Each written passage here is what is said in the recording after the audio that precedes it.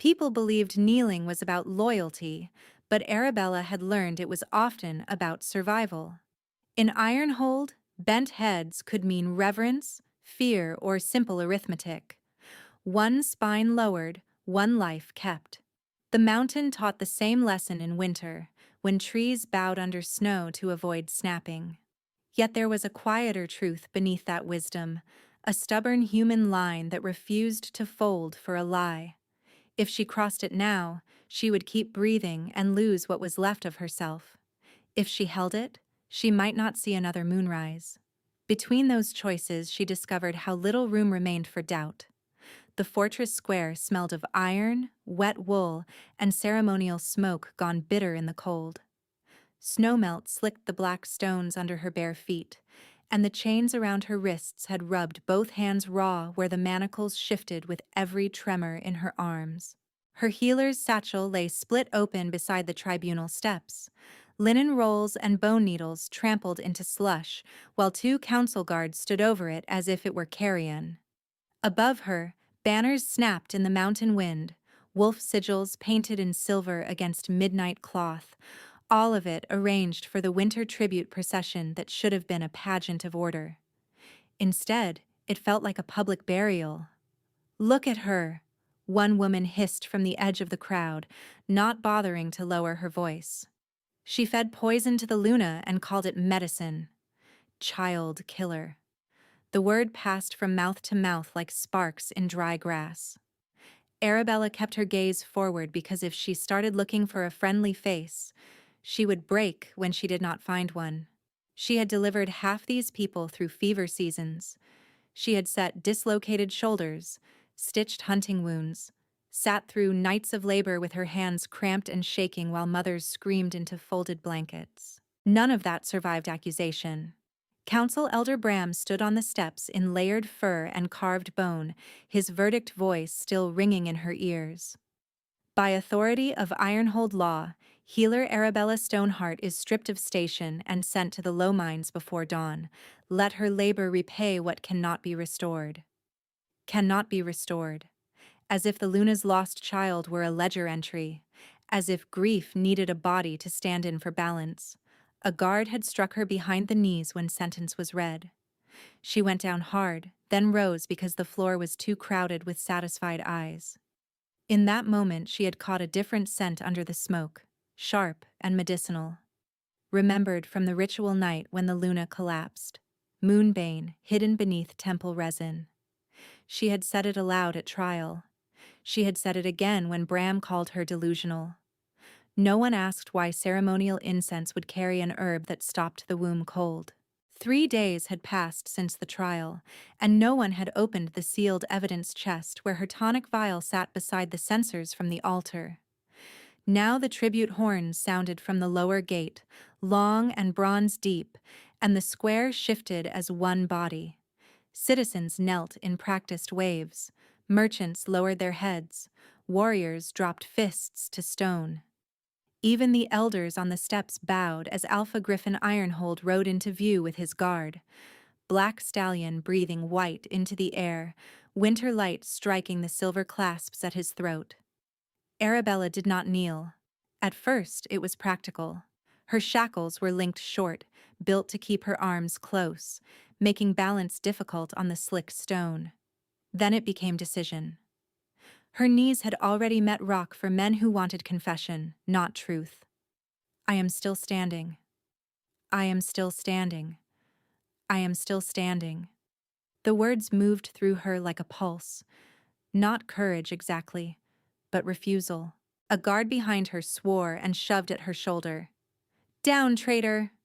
She staggered, recovered, and stayed upright. Griffin's horse stopped so abruptly the guard line rippled. Metal rang as spears shifted. The procession froze, harnesses creaking in the sudden silence. The Alpha King looked at her from the saddle, expression carved from the same dark stone as the fortress walls, and the whole square held its breath because he was known for many things, none of them hesitation. When he spoke, his voice carried without effort. "Why are you standing while your pack kneels?" The expected answer was apology, pleading, panic. Arabella tasted blood where she had bitten her lip and lifted her chin despite the cold burning her lungs. "I kneel to truth," she said, "not to a verdict bought with fear." The words landed like thrown glass. A murmur broke across the square, sharp and rising. Someone gasped. Elder Bram took one step down, face flushing dark. "My Alpha, this woman has already been judged. She seeks spectacle before transport." "She seeks breath," another elder muttered, less brave, eyes fixed on Griffin. Arabella saw movement at the edge of the dais. Owen Valewood, soft-voiced leader of the Ash Moon devotees, hands folded inside white sleeves, watching with serene interest that never reached his eyes. During trial, he had testified about omens and blood corruption, speaking as though the goddess had whispered into his private ear. Now he gave her a small, pitying smile that curdled her stomach. He looked pleased. That was the breaking point. Not the sentence, not the crowd's hatred. His smile, and the memory that attached to it. Owen by the temple brazier on ritual night, adding more incense with his own hand while acolytes looked away. She had dismissed it then as devotion. Standing in chains, she knew better. If they sent her to the low mines, she would die before anyone tested a grain of ash. Truth would be buried with her. The nearest guard reached again for her shoulder. She twisted, ducked under his arm, and ran. The chain between her wrists slammed against bone with every stride, but fear was faster than pain. She cut through the kneeling line before anyone understood what they were seeing, boots and cloaks tangling behind her, voices breaking into shouts. Snowmelt splashed up her calves as she hit the side lane, stone walls crowding close, smoke vents coughing heat and cinder into the air. She knew these passages from supply rounds, left at the tannery chute, down the narrow stair, across the lower bridge where the wind knifed hardest. If she could reach the infirmary annex, there was a locked cabinet with antidote records and temple inventory lists. Proof might still exist in ink where memory could be denied. A crossbow bolt struck the wall ahead with a crack of splintered mortar. "Alive!" someone yelled. "Orders are alive." For transport, she thought, not mercy. She slid around a corner too fast, shoulder slamming stone, and nearly fell as her right ankle folded. Pain flared white, then narrowed to a hot line as she forced weight onto it and kept moving. Behind her, armored steps pounded in rhythm, trained, relentless. The mountain wind found every tear in her tunic, freezing the sweat at her back. Her breath came ragged, each inhale tasting of coal smoke and pine pitch. "I do not have distance. I need visibility." She veered toward the main avenue again, toward noise and witness, toward the one place guards would hesitate to strike her down, directly in front of the Alpha's halted procession. When she burst from the lane, she skidded into the center track, shackles ringing against each other like a bell. Griffin's stallion reared half a hand and came down controlled, nostrils flared. Spear points converged at once, 6 polished tips aimed at her throat and ribs. She raised chained hands, chest heaving. No one moved. The square had gone deathly quiet, shock flattening every face into pale masks. Arabella stood in the churned slush where tribute carts usually rolled, snow beginning again in thin, slanting needles that caught in her hair and on her lashes. Her ankle throbbed, her wrists burned. She could feel Owen somewhere behind the first rank of elders, waiting for her to be dragged away. Griffin dismounted. He crossed the distance with measured steps, fur cloak lifting in the wind, the guard commander half a pace behind until Griffin lifted 2 fingers without looking, and the man stopped cold. Up close, the Alpha seemed even more controlled, as if rage and restraint were forged together and hammered flat. His gaze flicked once to the manacles, once to the bruises darkening her jaw. "Did you run to escape sentence?" he asked, "or to reach me before it was carried out?" Arabella swallowed hard. Every answer felt like stepping onto thin ice, Both. He studied her for a long moment, then turned toward the tribunal steps. Who authorized live bolts in a crowded avenue? No one answered. Who ordered her satchel destroyed before review? Still silence. Elder Bram found his voice first.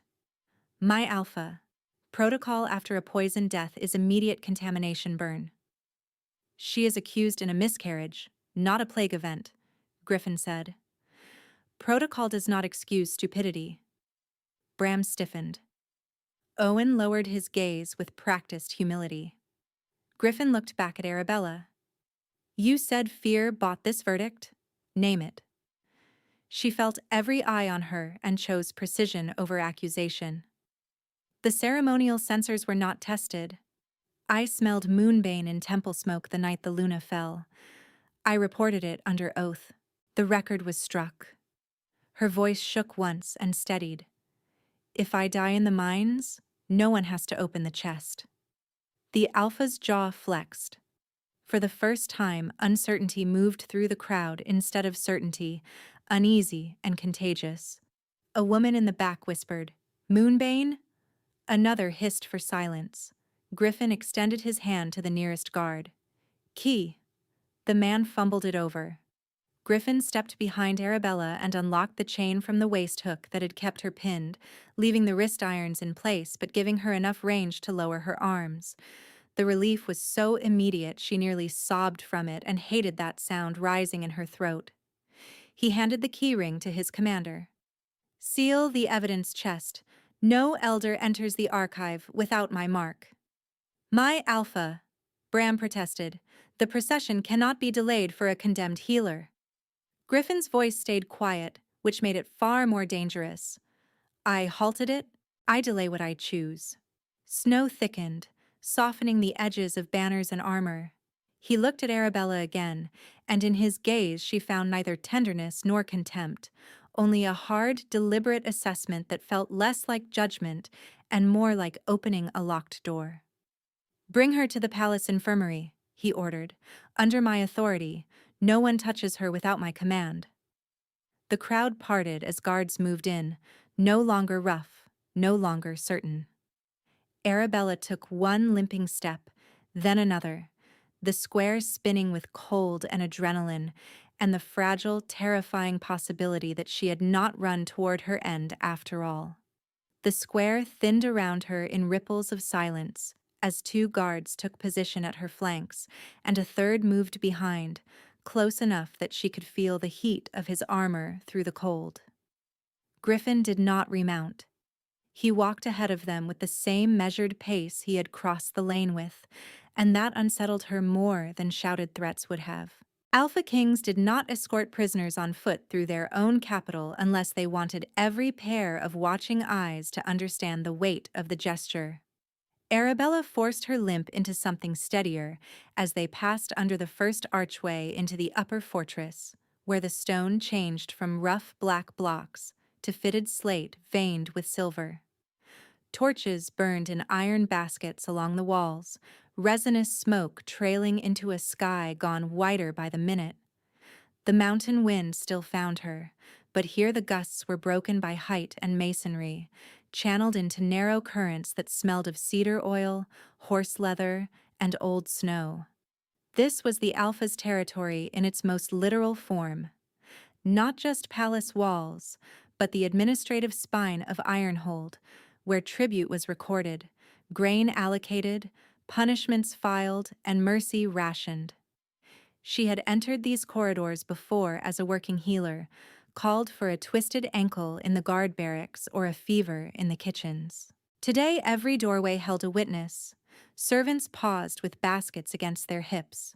Young warriors straightened from sparring posts and stared openly at her irons. A clerk carrying tablets pressed himself flat to let Griffin pass, and then looked at Arabella with a mixture of pity and fascination that made her skin crawl. She was still the woman condemned at dawn. She was also, abruptly, the woman walking alive at the Alpha's command. Her ankle gave on the fourth stair of the inner rise. She caught herself on her shoulder against the wall, breath tearing out through clenched teeth. One of the guards reached for her elbow by reflex, perhaps roughness expected, perhaps not. Griffin stopped without turning and said, "Do not drag her. If she falls, you carry her with respect." The guard's hand withdrew, as if from fire. They continued, slower now, through a colonnade where carved wolves lined the parapet, each stone muzzle turned toward the valley below. From this height, the lower square was a blur of banners and movement, the halted procession still a dark seam through white.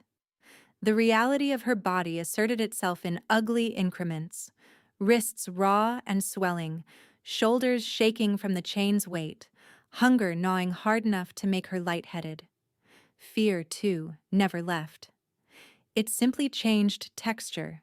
In the square, it had been immediate, blade close. Here, it became strategic, 1,000 branching outcomes she could not predict. If this is theater, I am already dead. If this is inquiry, I must stay clear enough to name every detail. Moonbane in incense, evidence chest sealed, Owen at the brazier. Keep the sequence, keep the facts.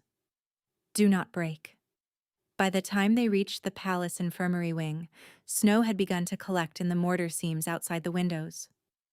The infirmary doors stood open, warm lamplight spilling over polished threshold stone. Inside, shelves of wrapped herbs rose floor to ceiling, each bin marked in neat charcoal script, and copper basins steamed along a side table. It should have felt like refuge. Instead, it felt like entering a room where every instrument could be turned into an argument.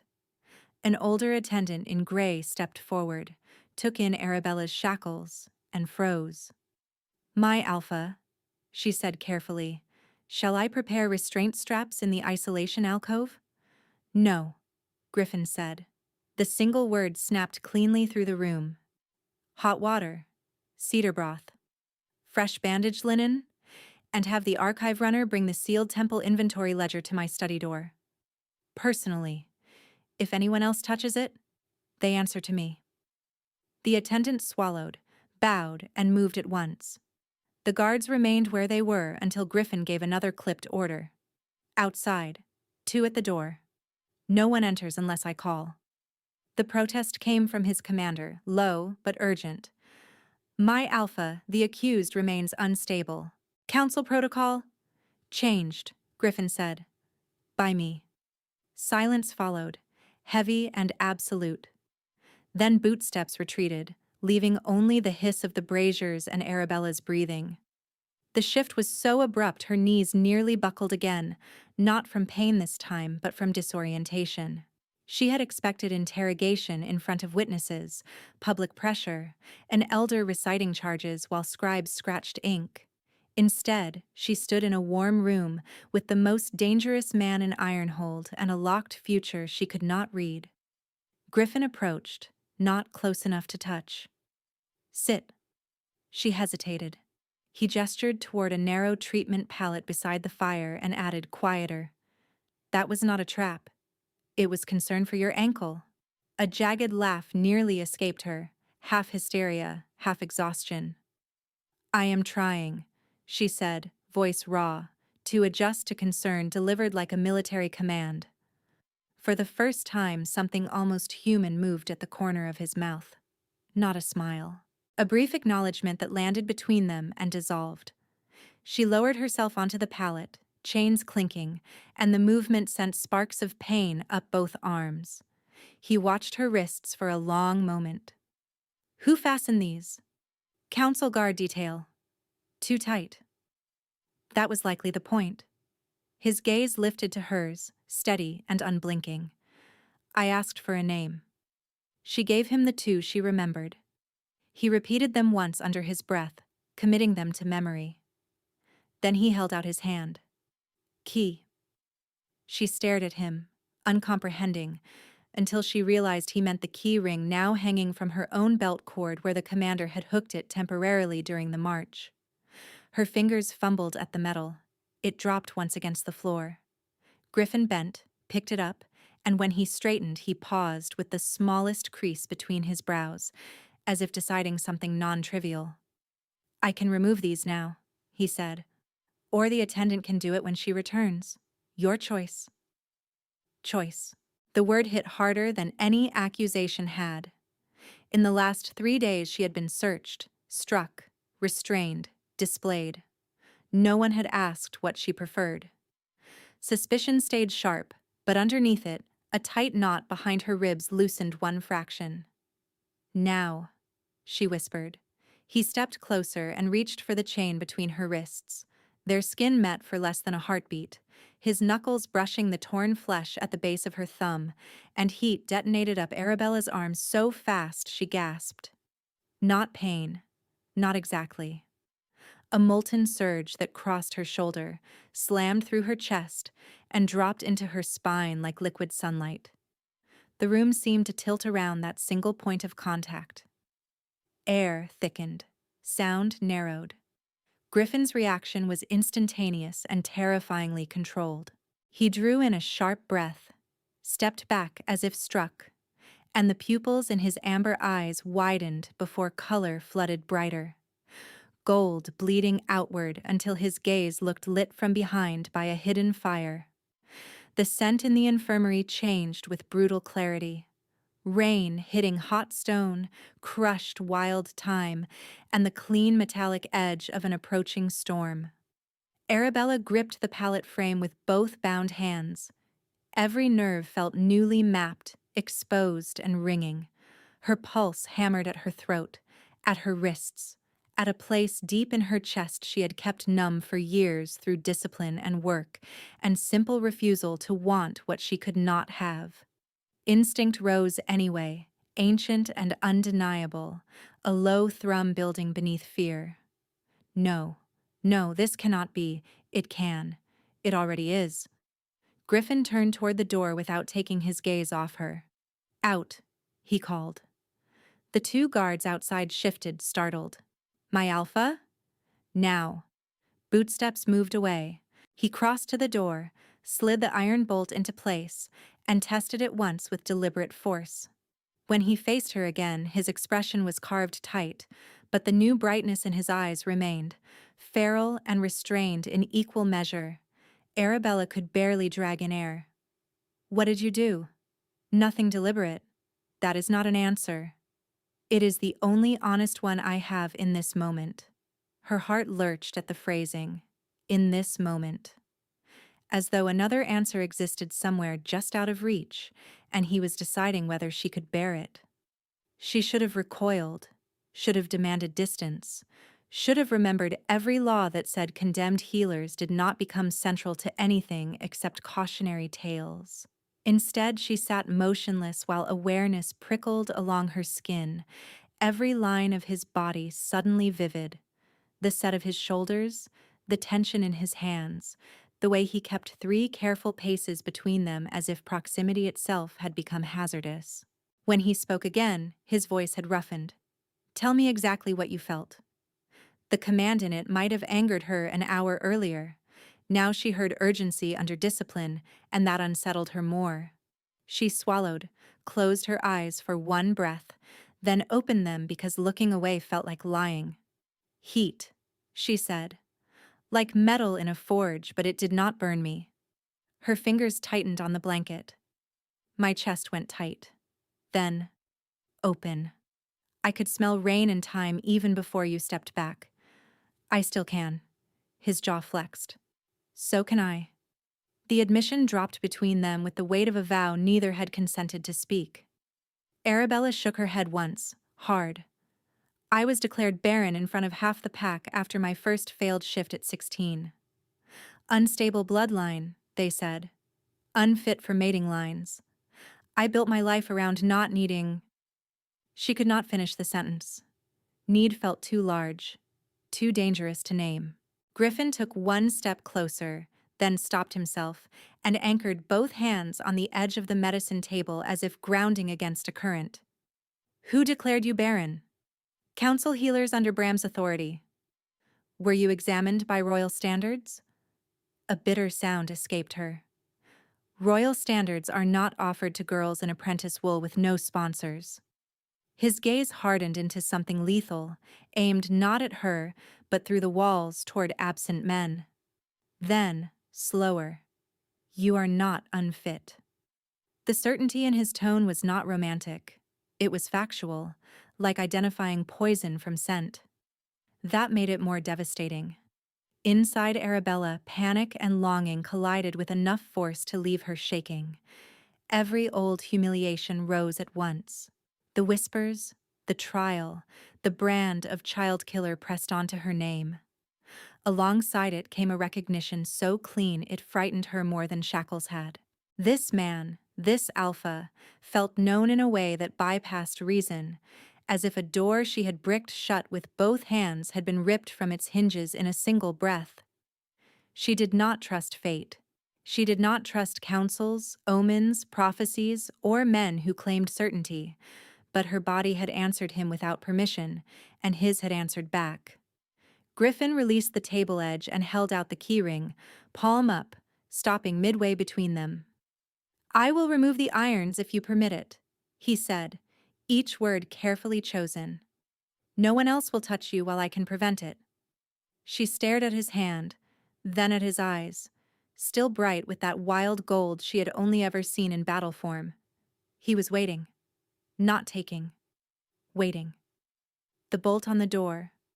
The fading echo of retreating guards. The storm scent threaded through hot cedar air.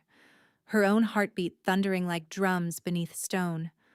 All of it narrowed into the space between their hands. Arabella lifted her bound wrists toward him, and when his fingers closed around the first shackle, they locked eyes, and neither of them looked away. The first shackle clicked open with a sound so small it felt ceremonial. Griffin did not rush to the second. He shifted the loosened iron away from the torn skin at her wrist, as if the metal itself offended him, then paused, waiting for the minute lift of her chin that counted as permission before he touched her again. Heat still moved between them in quiet, dangerous currents, but he held himself in rigid control, shoulders squared, breath measured. When the second cuff fell into his palm, Arabella expected the familiar barked order to turn around, hands on wall, submit to another kind of restraint disguised as procedure. Instead, he crouched and set both irons on the floor beyond her reach, not hiding them, not brandishing them, simply removing their authority. She flexed her fingers and nearly cried out as blood returned in painful pins and needles. Griffin's hand rose halfway toward hers and stopped in the air. "May I examine the damage?" The question stunned her more than the unlocked cuffs had. She nodded once. He lifted her right wrist first, his grip steady and astonishingly careful for a man built like a fortress gate.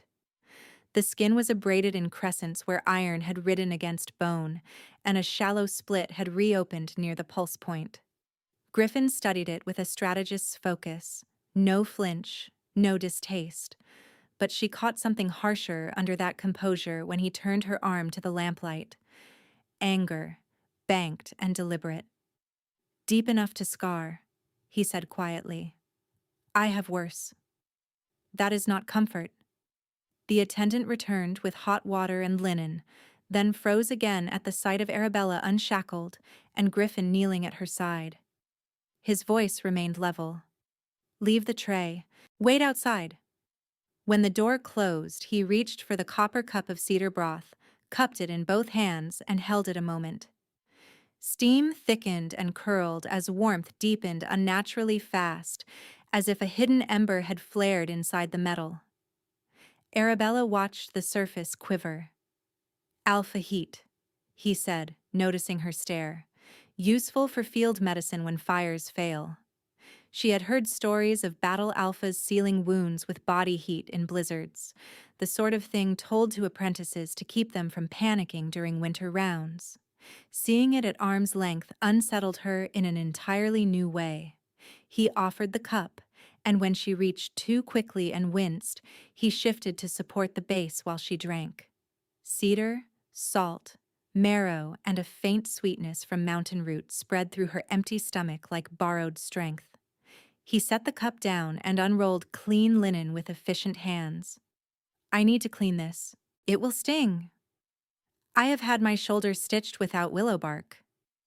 Then you know what stubbornness costs. A thin, incredulous laugh escaped her before she could stop it. Are you scolding me? I am noting a pattern. For 30 heartbeats, silence held except for the soft hiss of water and cloth. He cleaned each wrist, then applied balm in slow circles that respected pain instead of ignoring it. The restraint in him was almost palpable, not coldness, but choice, layered over instinct. She felt it when his thumb paused at her pulse, when his breath hitched and steadied, when he wrapped the first bandage with the precision of someone binding a sacred object. Healer's hands were not made for chains, he said, tying the knot with a care that turned the words into oath. Arabella stared at him. Why are you doing this yourself? Because everyone else in this fortress is compromised by fear, ambition, or doctrine, and I am done delegating your safety. The bluntness of it left no room to hide. She looked away to the fire, where resin popped in bright sparks, and found herself shaking for reasons that had nothing to do with cold. The trial room surged back without warning. Bram's pronouncement, Owen's mild voice, the crowd leaning forward when she denied confession. Her breath shortened. The edges of the infirmary blurred. I am back in that hall. I am kneeling though I swore not to kneel. They are asking the same question with 10 different mouths, and none of them want the answer. I can smell smoke, sweet at first, then bitter, and I know there is moonbane in it, but when I speak they write liar where my name should be. Do not tremble. If you tremble, they call it guilt. Do not cry. If you cry, they call it proof. Hold the facts. Hold the sequence. Hold your own mind like a sutured wound, tight, clean, no gaps for poison. Arabella? His voice cut through the memory like a hand through fog. She realized her nails were digging crescents into her palms. Look at me, he said, lower now, less command than anchor. She did. His gaze was still too bright, the predator close beneath his skin, yet nothing in his posture threatened. He sat back on his heels, leaving space between them. One forearm draped loosely over his knee so she could see both hands. No sudden movement, no cornering. Every line of him said, I can take control and I choose not to. Name 5 things in this room, he said. She blinked. What? 5 things, out loud. Her mind resisted, then obeyed. Copper basin, juniper shelf, burn scar on that table leg. Your cloak clasp is cracked near the hinge. The north window latch is bent. Good. His shoulders eased a fraction. You are here. Not there. She swallowed hard. You learned that from healers. I learned it from surviving men who woke in battle and struck whatever was nearest. He rinsed his hands, dried them, and rose. You need sleep. I will keep watch. The words sent a fresh spike of wariness through her. In here? Yes. With the door bolted? Yes. She held his gaze. You understand how that sounds. I do. He crossed to the wall and dragged a high-backed chair into the far corner, placing it where he could see both her and the entrance, while keeping an entire room's length between them. Then he unbuckled his sword belt and set it on the table by the door, out of his own immediate reach. I will not touch you again tonight unless you ask or there is imminent danger. If you want the door unbolted, say it. The move was so deliberate, so clearly designed to hand her leverage, that confusion gave way to a fragile, aching relief she did not trust enough to lean on. Leave it bolted, she said at last. He inclined his head once and sat, forearms on thighs, eyes never fully resting. Arabella lay down without removing her torn boots, because old fear still demanded readiness, then gradually let the cedar warmth and bone-deep fatigue pull at her. Every time she drifted, she startled half awake to find him exactly where he had promised, present and distant at once. By the second moon bell, Snow tapped the window in soft bursts, and she slept. Morning came in bands of pale silver through the warped infirmary glass. The attendant in gray brought fresh wraps, broth, and a folded set of healer's clothes without meeting Arabella's eyes, then left after Griffin's clipped nod. Guards changed outside the bolted door in measured intervals, their boots marking time through the corridor while sealed messages came and went under Griffin's signet. He left only long enough to force access to records and return with more orders than apologies from those who had delayed them. By the following night, word had spread through every stairwell that the Alpha had taken direct control of chain of custody and witness protection. At dawn on the third day, a formal summons arrived with stacked authority seals and a warning from the guard captain that tempers were high. The council inquiry convened in the great chamber under a ceiling painted with moon phases and war victories, each panel proclaiming order, while the floor below vibrated with rumor. Arabella walked in wearing fresh healer gray and Griffin's bandages under long sleeves, 2 palace sentries at her back, and the entire chamber turning to watch. Elder Bram sat centered on the tribunal dais, carved chair raised above the others by half a step. Owen Valewood stood to Bram's left in ceremonial white, hands folded, expression composed into public sorrow. Scribes lined the side benches with inkstones and slate. Behind the rope barrier, pack citizens packed shoulder to shoulder, eyes bright with appetite and dread. "Accused healer," Bram called, voice amplified by ritual acoustics. "Kneel and confess contamination in the Luna's miscarriage. Mercy may yet be considered." The old rage rose fast, but Arabella kept her chin level. "I will testify to evidence. I will not confess to your fiction." A hiss moved through the crowd. Owen tilted his head, mild and patient. "Defiance is understandable in trauma. The goddess still offers purification." "By your incense?" Arabella asked. His mouth thinned before smoothing again. Bram struck the arm of his chair. "Silence. You stand before your betters." Arabella opened her mouth, and a hand touched the small of her back once, firm enough to halt her, careful enough not to bruise. Griffin stepped past her and took the center line of the chamber. He did not shout. He did not bare teeth. He simply let power unfurl. The alpha aura rolled out from him in a pressure wave that changed the air itself, a primal command older than law. Conversation died mid-breath. 2 warriors near the wall dropped their gaze by instinct. One scribe's stylus snapped in his grip. Even Bram faltered, words dissolving as Griffin's presence filled every corner of stone and timber with a single unarguable directive. "Enough. No one in this chamber will compel posture from a witness under royal protection," Griffin said. "No one will demand confession before forensic review. No one will threaten my mate and call it procedure." The last word detonated harder than the aura had. Gasps rippled from benches to barrier.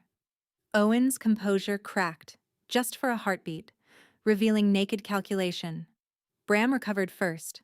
"My alpha, this is irregular and politically incendiary.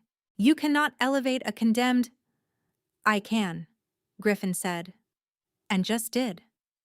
He turned, took Arabella's hand in full view of council and crowd, and guided her up the 2 steps to the high table. At his right stood a vacant chair reserved for ranked equals during wartime deliberation, rarely used, never offered to someone awaiting sentence. Griffin pulled it out and waited until she sat before taking his own seat beside her. The chamber vibrated with stunned silence. Arabella felt every stare like sleet against skin, but the geometry of the room had changed. From this height she could see the full spread of faces that had once looked down at her in chains. Fear remained, sharp and real. So did something new, quieter but stubborn. A sense that she occupied space no one could erase with a single decree. Griffin nodded to the chief archivist standing near the pillars. "Report." The archivist stepped forward with 2 sealed packets and a ledger bound in blue hide. By your command, the evidence chest was opened under guard. Tonic vial from healer Stoneheart tested negative for moonbane, wolfsbane, and bloodroot alkaloids. Temple sensors retained particulate residue consistent with moonbane ash, concentration elevated in the Luna's right vessel. Inventory ledger shows no authorized requisition. Murmurs surged. Bram's knuckles whitened on his chair arms. Griffin's eyes moved to Owen. Explain the discrepancy. Owen spread his hands. Sabotage can occur after the fact. A condemned woman with sympathizers? No, Arabella said, voice carrying farther than she expected. Moonbane binds to heated resin in a layered pattern. Fresh contamination sits on top. Ritual burn from that night would be embedded deep in the porous clay. Ask your own chemists. The chief archivist bowed slightly toward her. Confirmed. Layering indicates exposure during original ceremony. Owen's gaze sharpened, feral beneath civility. How convenient that the accused supplies expert testimony in her own defense. Griffin leaned forward, and the room seemed to contract around the movement. You will address her as High Healer Designate until this inquiry closes. Bram half rose. By whose authority? Mine. The elder sat down hard. For the next hour, testimony unfolded in clipped, brutal increments. Griffin questioned the incense stewards, then the quartermaster who had signed storage access, then the acolyte who admitted Owen alone had handled the final brazier blend before the Luna entered. Each answer narrowed the corridor of lies. Arabella spoke when asked, no more, no less. And each time she finished, Griffin's hand rested near hers on the table edge, never touching unless she chose to close the distance. By the time the last slate was marked, the chamber no longer saw a disposable culprit. It saw a woman the Alpha King had publicly shielded, seated, and named. When dismissal was called, people did not rush the exits. They watched her stand. At the threshold, a young guard who had mocked her during transport 3 nights earlier stepped into her path, uncertainty and old contempt warring across his face. Still a healer in chains at heart, he muttered, too low for most to catch. Griffin heard it. He turned with terrifying calm and spoke to the captain behind them. Remove him from active duty. 30 days labor detail under infirmary command. He will report to Healer Stoneheart at dawn and learn what those hands repair. The guard blanched. My Alpha, You will also apologize, Griffin said. The words came out strangled but clear. Healer Stoneheart, I was wrong. Arabella studied him for a moment, then nodded once. Be useful tomorrow. As they walked on, the corridor quiet around them, she realized her shoulders were no longer locked at her ears. The knot of reflexive dread had not vanished, but it had loosened enough for breath. Griffin opened the stair door and waited for her to pass first. A small gesture, almost nothing, and because of everything that had come before, it felt like the beginning of trust. As they walked through the stair door, Griffin closed it behind them with a controlled push and kept pace beside her instead of ahead, matching her slower stride so her ankle did not have to chase his authority. The stairwell smelled of damp stone and old cedar smoke, warm near the upper braziers and knife cold in the lower turns, where mountain air slipped through narrow arrow slits. Arabella held the rail with bandaged fingers and focused on each step, refusing to limp harder when she felt him glance down to gauge whether she needed support. At the second landing, he spoke without looking at her. You were right about Moonbane. You were also right about fear buying verdicts. What you are not seeing yet is scale. She turned her head. Then show me. He stopped. One hand braced on the central pillar and gave her a look that carried warning more than doubt.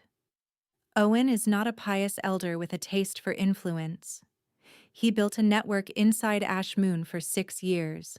Sermons in public, private oaths in cellars, recruitment in grief circles after winter losses.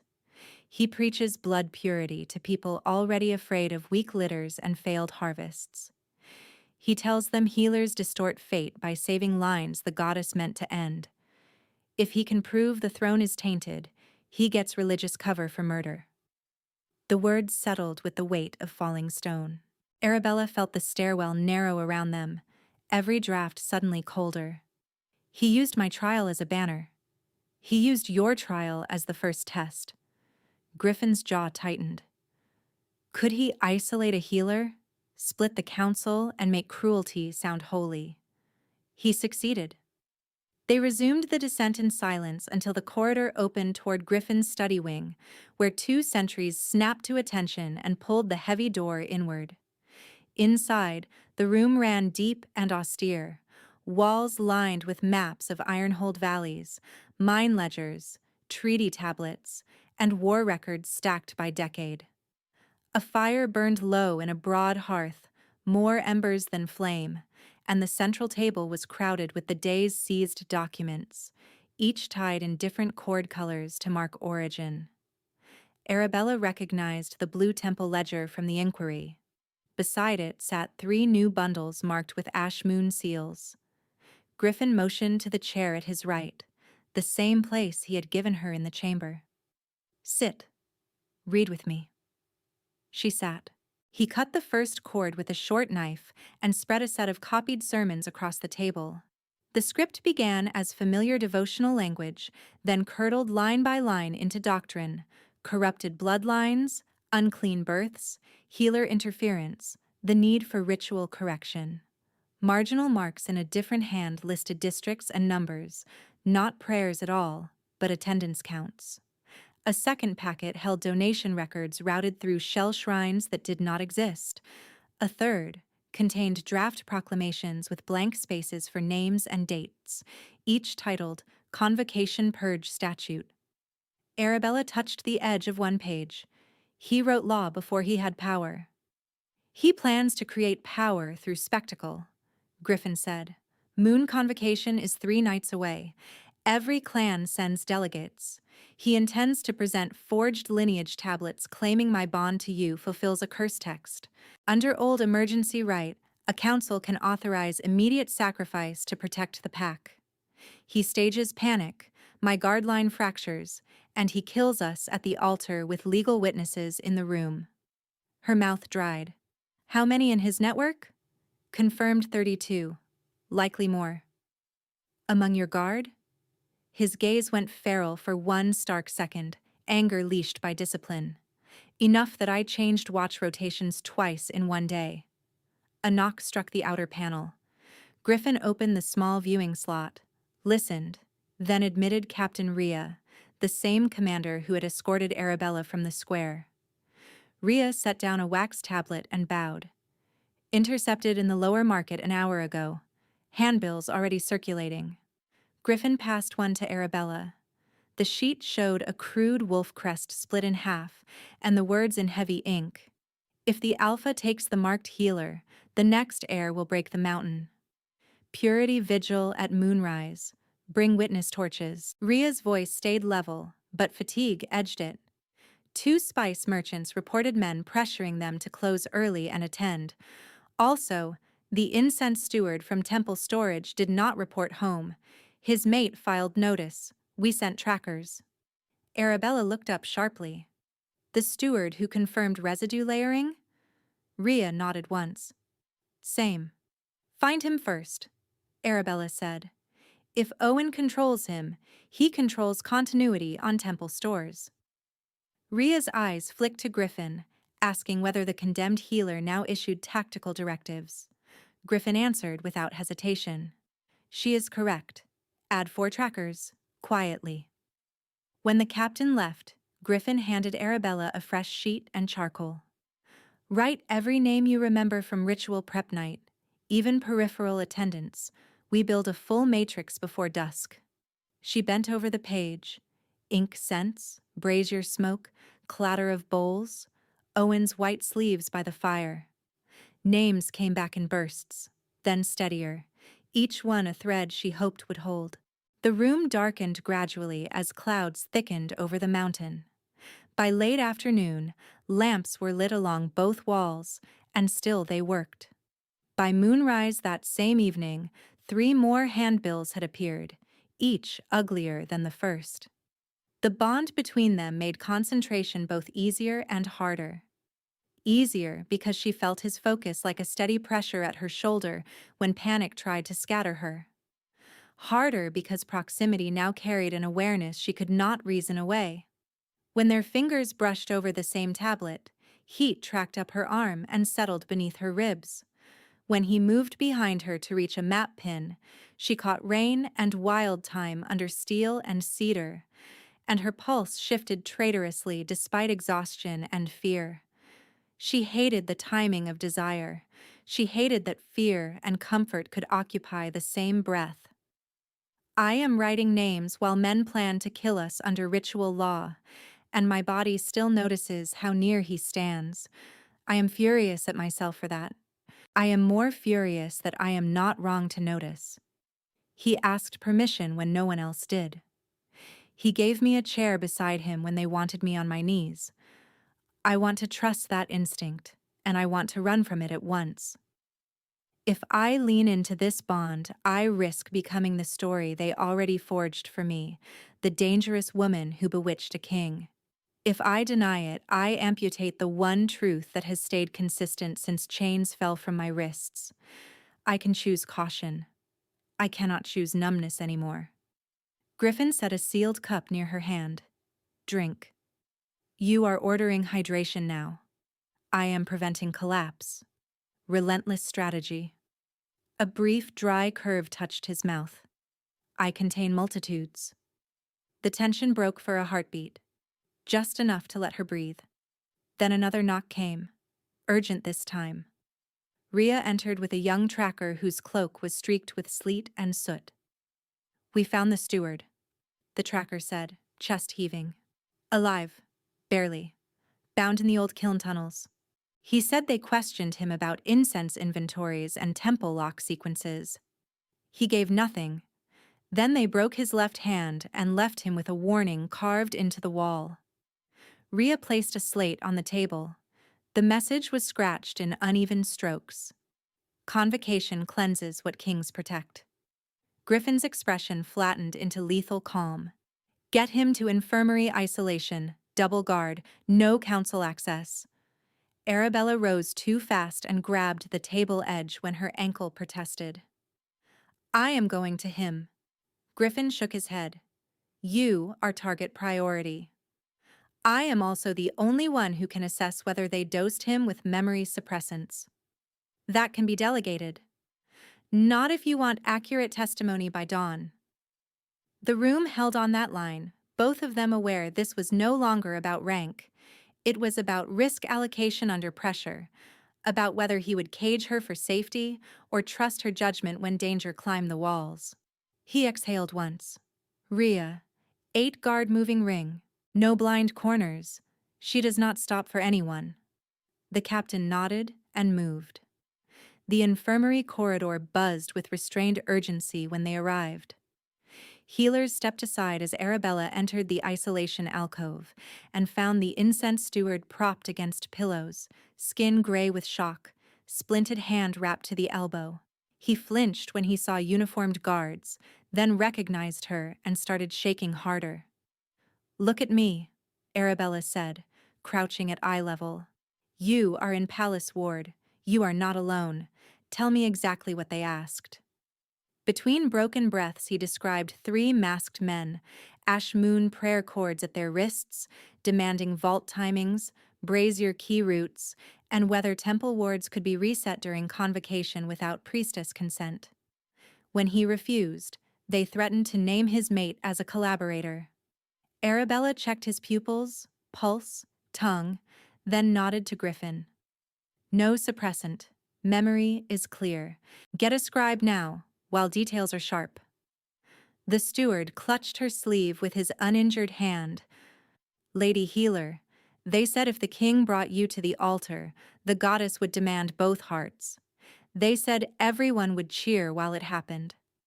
Griffin stepped into view, voice deep and steady. Then they misjudged this pack. For the next 2 hours, statements were taken, safe houses assigned, watch posts shifted again. Snow turned to hard sleet that rattled against the infirmary windows like thrown gravel. The mountain night seemed to contract around the fortress, every sound amplified. Near midnight, Arabella and Griffin stood at the infirmary threshold, while Rhea briefed scouts on temple approaches. Then the first alarm bell rang from the eastern ridge. One peal, two, three, the pattern for sacred site breach. A second bell answered from the lower ward. Rhea swore under her breath and sprinted toward the signal stair. Griffin caught her arm long enough to issue rapid orders. Lock all inner gates. Call priestess escort teams. No open torches near temple oil stores. He turned to Arabella. You stay in the palace core until I clear the breach. She met his gaze, cold rain blowing through the corridor arch and spotting both their cloaks. If this is temple ward work, you need me. I need you breathing.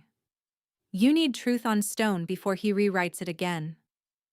Another bell, closer now, followed by the distant roar of a crowd. Not orderly chant, frenzied noise, many voices folding into one. A messenger slammed through the outer doors, mud to his knees. Temple taken, he gasped, ash moon banners on the upper steps. They barred the bronze gates from inside and activated blood wards. Priestesses trapped between outer ring and sanctum. Owen is in the central court. He has the old right knife, and he is calling convocation early. Says the goddess will judge tonight. Griffin's shoulders went still in that dangerous, total way Arabella now recognized as the moment before decisive force. He grabbed his sword belt from a waiting guard, buckled it in one motion, and looked at her with raw conflict and command braided together. From the eastern heights, the bells stopped. In their place came a low, resonant temple horn, the one used only for death law, sounding across Ironhold as Owen's voice carried down the mountain through ritual amplifiers, clear enough for the whole fortress to hear. Bring the Alpha, bring the marked healer, let the purge begin. The amplified voice rolled off stone and snow and struck the infirmary walls hard enough that even the seasoned guards flinched. Griffin's expression went flat with lethal focus. Rhea, take first strike team to the temple's west ascent. Shields up, no fire near oil lines. Seal market approaches and cut Owen's crowd from reinforcements. He turned to Arabella, already moving. You stay behind the second gate. She caught his sleeve. If he has activated blood wards, your guard cannot cross the inner ring. I will break it. You will trigger it. That right was designed to punish Alpha Force with reflected damage. Her voice sharpened. You know I am right. For one breath, he looked like a man trying to choose between two unbearable outcomes. Then he pressed his forehead to hers, brief and fierce, and stepped back. You stay at my shoulder until I say otherwise. They ran. The palace corridors emptied before them as alarm relays spread. Servants flattened to walls. Warriors sprinted in opposite lanes. Priests in moon gray rushed toward sanctuary posts with prayer cords looped around their wrists. Snow and sleet blew through the outer arches in stinging bursts, and by the time they hit the temple road, the mountain had become a blur of torchlight, iron, and noise. Bells answered from 3 towers now, overlapping in dissonant waves, while the death law horn sounded again, long and exultant. The temple of the moon goddess crowned the eastern ridge, a ringed complex of black stone terraces and silver inlaid pillars. Tonight it looked occupied, not sacred. Ash moon banners hung from the upper colonnade, white cloth painted with split wolf sigils in fresh black pitch. The bronze gates were barred from within. Cult sentries in ceremonial sashes stood on the lower stairs with hooked polearms, faces half covered in chalk and ash. The first clash came at the outer landing. Griffin hit the front line with controlled violence, not wild, every movement economical and brutal in its certainty. His guard drove wedges through the cult ranks, shields locking, spear hafts cracking against stone. Arabella stayed close behind Rhea until a falling torch shattered near her boots and sprayed sparks across oil-slick flagstones. A cultist lunged through smoke with a chain whip. Rhea intercepted, steel rang, and Arabella dropped to one knee behind a pillar as the weapon snapped overhead hard enough to chip rock. Protagonist in peril was no longer a title someone else gave her. It was a physical fact. Too exposed, too valuable, one slip away from becoming leverage. A group of terrified townspeople were trapped against the east balustrade, pressed there by the surge of bodies and chanting Ash Moon zealots. Arabella saw a child clinging to his father's cloak, eyes wide and silent. She pointed. Rhea, civilians pinned east side. Rhea barked to two shields, and they broke formation long enough to extract the cluster through a service passage. Arabella exhaled once, hard, then kept moving as Griffin's team forced the bronze gate bar loose with a ram. The doors groaned inward. Inside, the temple court was lit by braziers burning too bright and too white. Moonbane smoke laced the air beneath frankincense, sweet and rotten at once. The outer ring of priestesses stood trapped behind a lattice of red-lit sigils carved into the floor, unable to cross without triggering the ward. At the center platform, Owen Valewood wore full convocation robes, white trimmed in silver thread, his hair braided with bone beads as if he were officiating a festival instead of a coup. In his left hand, he held a consecrated obsidian blade. In his right, a stack of cracked tablets etched with forged lineage marks. "Witness!" he cried to the gathered crowd beyond the colonnade, voice carried by ritual horns. "The throne binds itself to corruption and calls it fate. Tonight the goddess purifies the line." He slashed the blade across his palm and flung blood onto the central sigil. The floor answered. Red light surged through channels in the stone and flared into a closed circle around the inner dais. Two guards who tried to cross were thrown back as if struck by a battering ram, armor smoking where the ward hit. Griffin stepped forward anyway. The sigils rose higher, a shimmering wall of knife-thin threads that hummed with kill intent. Arabella seized his arm. "Do not. Move. Listen to me." She turned his face toward hers and forced the words through chaos. "That is not a barrier you break. It is a logic trap. It reads ranked aggression and converts it to execution. If you push, it takes your heart first and everyone linked to your command line after." He went very still. Around them, steel crashed, chants rose, someone screamed, and a brazier toppled, scattering coals that hissed in sleet. Owen lifted both arms, feeding panic like a conductor. "This is where you trust me," Arabella said, "or we both die while he calls it holy." He shook once, furious and cornered by truth. "I am not sending you alone into that ring. You are not sending me, I am choosing." The words landed and he knew he could not outrank them. By the time the moon cleared the storm edge and cast a pale shaft through the broken oculus, Arabella had stepped to the threshold of the ward with blood already drying in her mouth, where she had bitten her lip for focus. "I am afraid. I am afraid in my bones, in my breath, in the place where old shame still lives. I go anyway. I know these runes. I know how blood sits in stone, how lies hide in blends and residues and pretty doctrine. He built this right to erase witnesses, and I have spent my life being told my witness does not count. It counts now. If I wait for rescue, Owen writes the ending. If I cross, I may not come back. But truth will have a body and a voice, and a floor full of names no one can strike from record. I am not kneeling to fear again. I am not kneeling to him." She took the obsidian lancet from her healer belt, cut her palm in a clean diagonal, and pressed bleeding skin to the outer glyph. The ward shuddered, tested her, then parted just enough to admit one healer's body. She walked into the inner ring alone. Owen's smile widened. How obedient in the end. Arabella ignored him and dropped to the central sigil. His blood had seeded a purge matrix in 7 spokes, each keyed to rank markers that would collapse into execution commands once the horn sounded a 3rd cycle. She overlaid her palm across the core knot and rotated her wrist counter to the carved flow, rewriting pressure with pulse. Pain flared as the sigil drank deeper than surface blood. She kept her hand there and spoke the inversion in Old Temple syntax, voice shaking only on the first line. By witness blood, not ruling blood, by healing oath, not purge oath, let hidden matter answer to stone.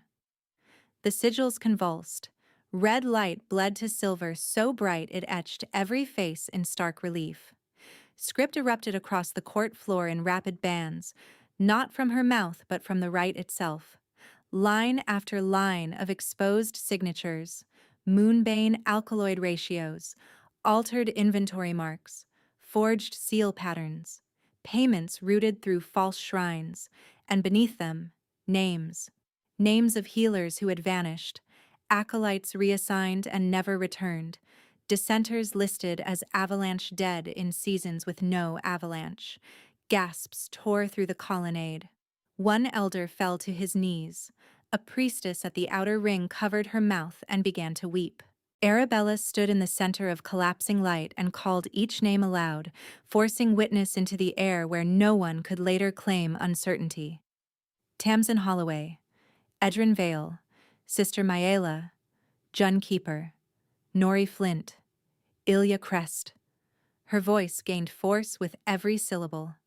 You did not disappear. You were taken. Owen lunged. He came fast, robes whipping, obsidian blade angled for her throat.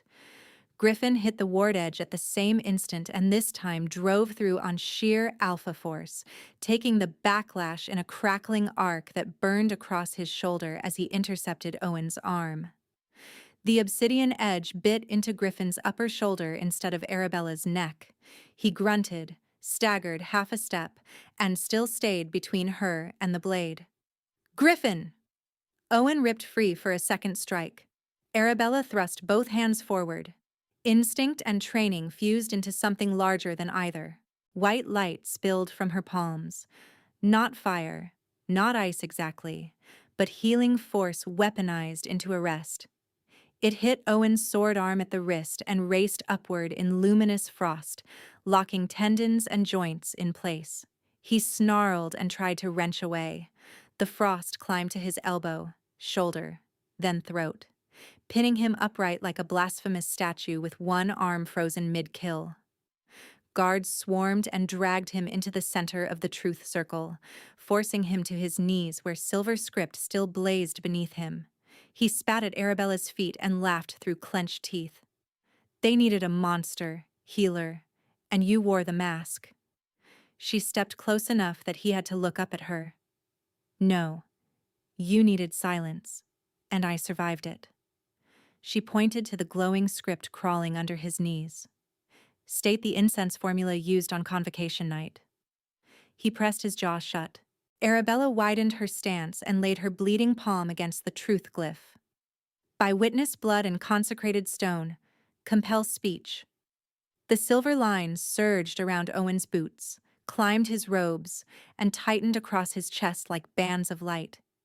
His face contorted as resistance failed. Say it, she said.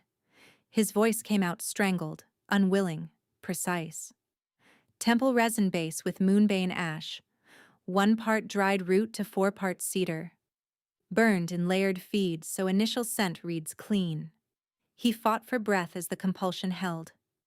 Second phase delivered at Luna's entrance, uterine collapse within 1 hour. The court erupted in shouts of horror and rage. An elder counselor tried to back away and collided with 2 guards who seized him by both arms. Owen kept talking, unable to stop. Forged lineage tablets prepared for convocation, emergency sacrifice petition drafted. Alpha and marked healer to be executed under purge law. Blame assigned to goddess correction. Griffin, blood darkening his torn cloak at the shoulder, stood over him with a king's terrible calm. You confessed regicide, ritual murder, conspiracy against the throne, and mass falsification of sacred law. Sentence is death by ancient code, witnessed by council, priestesses, and pack. Owen bared his teeth. Kill me and make me martyr. Griffin's gaze did not move. No. We make you precedent. He signaled the execution guard. The temple block, an old basalt stone used only for death law, was dragged to the center and set before the dais. Owen was forced down, Frost still locking his right arm useless against resistance. Priestess Mother Aline stepped forward, voice ringing clear despite tears. Let this death close the false rite and restore lawful witness. Griffin took the execution blade from Rhea, tested its balance once, and met Arabella's eyes before anything else. In that look she saw pain, restraint, and unbroken resolve. Then he carried out sentence in one clean stroke. The horn fell silent mid-echo. The silver script dimmed. Snow began to drift through the oculus again, soft and ordinary, settling on shattered incense bowls and abandoned banners, while the crowd stood stunned into reverent quiet before dropping, row by row, to one knee. The sound of kneeling moved through the temple like wind through dry cedar, a hush of fabric and armor and stunned breath. Arabella stood in the silver-dimmed truth circle with blood on her palm and ash on her boots, watching people who had called her cursed lower their heads to the same stone that had just spoken her innocence. Then Griffin swayed. It was slight, barely visible under the hard set of his shoulders, but she saw the tremor in his wounded arm where obsidian had cut through leather and muscle. She crossed to him in 2 strides and caught his elbow before pride could make him deny it. Sit, she said, voice shaking. His mouth almost formed a refusal. Then he read her face and lowered himself onto the broken step beneath the oculus. Snow drifted through the gap above them, hissing when flakes struck hot braziers. Rhea barked orders at the perimeter. Priestess Mother Aline began closing chants over Owen's body, and guards hauled down ash moon banners one by one. Arabella knelt between Griffin's knees and pressed clean linen from her satchel to his shoulder wound. The satchel had been reconstructed from infirmary stores and recovered salvage after the trampling, with replacement tools and vials checked, reissued, and logged under seal. It lay open now against her thigh like a reclaimed name. You pushed through a kill ward, she said. You walked into it first. You are not invincible. Neither are you. His hand came up, hovered near her jaw, then settled against her cheek with exquisite care. Yet here you are. She cleaned the wound, flushed obsidian dust, packed healing paste, and bound him tight enough to stop seepage. Her hands steadied as work took over, as it always had. But when she tied the final knot, the bond between them surged again, not the explosive shock of first contact this time, something deeper and relentless, like a river finding its true channel under ice. Griffin felt it too. His pupils shifted, the predator surfacing behind controlled breath. He looked toward the priestesses, toward Rhea, toward the crowd still held outside the inner ring, then back to Arabella with naked restraint. The ritual break opened old conduits, he said roughly. Our bond is calling for claim. I can hold it. I will hold it as long as you require. The choice sat between them, vast and terrifying and clear. Arabella had spent years being acted upon, sentenced, handled, named. She refused to let this be another thing done to her, even by the man who had stood between her and death. She set both palms on his chest, felt his heart hammering under torn wool and armor straps, and said, Ask me. His throat worked. Arabella Stoneheart, will you take my mark and give me yours, before goddess and pack, as equal and mate? Tears burned behind her eyes, hot and unwelcome and honest. Yes.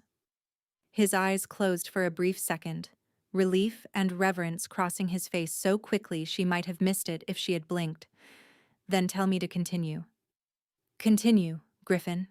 He lifted one hand to the side of her neck, waited until she tipped her head, and paused again at the junction of throat and shoulder. Last chance to stop. I am not stopping. His bite landed with controlled force, pain sharp enough to steal her breath. For one heartbeat, it was only that. Pressure, puncture, heat. Then the heat broke open into something incandescent, a golden current racing down her spine and through every old fracture in her spirit, sealing, illuminating, claiming nothing by theft and everything by consent. Her fingers knotted in his cloak. A low sound tore from her chest, half sob, half wonder. Mine, he whispered against her skin, voice ragged. The word did not cage her. It anchored her. She drew back, trembling, and cupped his jaw with her blood-streaked hand. Yours, she whispered, and then firmer. Mate. Griffin's breath shuddered. He bared his shoulder where armor had split, exposing skin just above the wound bandage. Arabella leaned in and bit. Not as hard as he had, but with deliberate claim, enough to break skin and draw a dark line that welled warm against her lips. He groaned once, a sound of pain transforming into fierce, stunned joy, and pulled her closer as the bond completed in a blinding internal flare. Matching runes ignited beneath both their skin, pale gold threaded with silver, circling her mark and his in mirrored arcs. Through the bond came a flood of sensation and knowledge, his iron discipline wrapped around a core of relentless protectiveness, her endurance blazing with compassion that refused extinction, shared memory flashes of square stone, cedar broth, tribunal silence, temple fire, not ownership, recognition. He pressed his forehead to hers. Mate. She laughed once through tears, exhausted and undone. Mine. Always. The words settled into the bond like set stone. Around them, Priestess Mother Aline's closing prayer shifted tone as she looked up and saw the marks. She raised her staff and called, "Witness the completed bond, freely chosen." Rhea dropped to one knee first. The motion spread outward through guards, priestesses, citizens, even warriors still breathing hard from the fight. No one shouted. The silence was reverent, almost disbelieving. Griffin helped Arabella to her feet, arm around her waist as the bond steadied into a deep, even pulse. She could feel him now without looking, not as command, but as presence, a constant at her side. Beneath the broken oculus, with snow on their hair and battle smoke in the air, he kissed her brow and murmured, "No more chains." She touched the mark at his shoulder. No more hiding. At first light, 9 days later, the great chamber filled again, but this time every record table stood open and every seal was read aloud. The evidence chest inventory was entered into permanent archive, her tonic vial clean, temple sensors contaminated, residue layering confirmed by 3 independent chemists. The forged lineage tablets were displayed beside Owen's confession slate, the handbill plates seized from Ash Moon cellars, and the kiln wall warning copied into legal record before the original stone was removed and stored. Elder Bram did not appear in chamber. At Griffin's order, the archivist and council clerk read his sealed deposition into the record. He admitted he had struck Arabella's Moonbane statement from trial transcript to prevent panic and preserve council authority. He claimed he had not known Owen planned regicide, but acknowledged accepting doctrinal donations and burying dissent. By unanimous vote, including Arabella's, the chamber entered the deposition as self-incriminating testimony, ratified his immediate suspension from rank and policy authority, and deferred final sentencing to later administrative order under guard confinement. The incense steward, left hand splinted, testified clearly and was granted protected status for his household. Captain Rhea was elevated to High Marshal for Breach Response and Witness Protection Command. The young guard who had sneered at Arabella stood in infirmary gray before the assembly, hands blistered from 7 dawns of labor under her supervision, and offered a full apology without being prompted. She accepted it and kept him on medical duty rotation until he learned every name in the burn ward. Then Arabella stepped to the law dais beside Griffin, mate mark visible at her throat, and read the Judgment Reform Charter into stunned silence. Healers were granted sovereign neutrality under Crown law. No sentence could be carried out without preserved chain of evidence reviewed by healer, archivist, and Crown. Cult doctrine advocating blood purges was outlawed. Every conviction tied to Owen's falsified records was overturned, including her own. When the vote stones were cast, the chamber rang with clear approval. By moonrise the same day, the fortress square where she had once stood in irons was transformed with cedar torches and winter roses. Priestess Mother Aline crowned Arabella Luna consort and high healer of Ironhold, not symbolic, but with binding vote over law, medicine, and sanctuary rites. Griffin placed the silver and obsidian circlet on her head, then knelt and kissed her marked hand before the entire pack. Later, under the rebuilt moon altar beside the newly restored temple infirmary, they spoke formal mating vows while snow fell soft around the pillars. The attendant in gray pinned healer white over Arabella's shoulders with shaking, proud fingers. The crowd answered each vow with one heartbeat of silence and one heartbeat of drums. When night deepened, Arabella returned to the infirmary courtyard and found 2 rescued children from Owen's disappearance ledger, asleep on a bench under wool blankets, watched by the incense steward's mate and a drowsy guard. Griffin came up behind her, draped his cloak around all 3, and rested his marked shoulder against hers.